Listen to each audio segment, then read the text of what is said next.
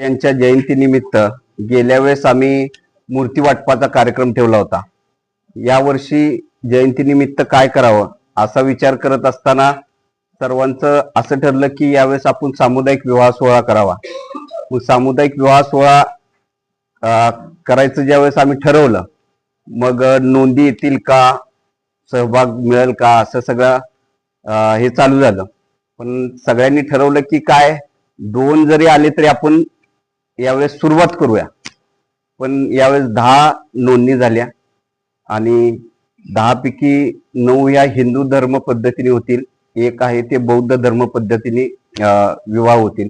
असे 10 विवाह तिथं पार पडतील. आपण या 10 जोडप्यांना सरांनी सांगितलं तसं संसार उपयोगी भांडी असतील, मणिमंगलसूत्र असतील, जोडवी असतील, कपडे असतील, बूट चप्पल, असं सगळ्या पद्धतीचं त्या विवाह सोहळ्यात त्यांची व्यवस्था करतोय. तसंच येणाऱ्या वराडींची सगळ्यांची जेवणाची व्यवस्था आपण करतोय.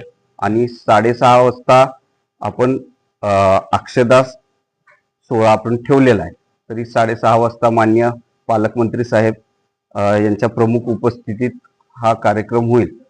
तर हा करत असताना माझं स्वतःचंही लग्न सामुदायिक विवाह सोहळ्यात झालेलं आहे. आज आम्ही विवाह सोहळा करत असताना आम्हाला सगळ्यांनाच फार आनंद वाटतोय की आपण ही एक चांगलं काम किंवा जी चळवळ आपण सुरुवात केली होती त्या चळवळीचा एक मोठा भार आम्ही सगळेजण मिळून, आमची जी टीम आहे ती सगळेजण उचलतीये. कारण आमचीही एवढी ताकद नव्हती की आम्ही हे करू शकेल का किंवा हे होईल का. पण सगळ्यांनी आम्ही हातभार लावून, सगळ्यांनी सहकार्य करून एक चांगल्या पद्धतीचं आम्ही नियोजन केलंय. आणि उद्या आपल्या माध्यमातून सर्वांना विनंती करतो की वधूवरांना आशीर्वाद देण्यासाठी सगळ्यांनी यावं.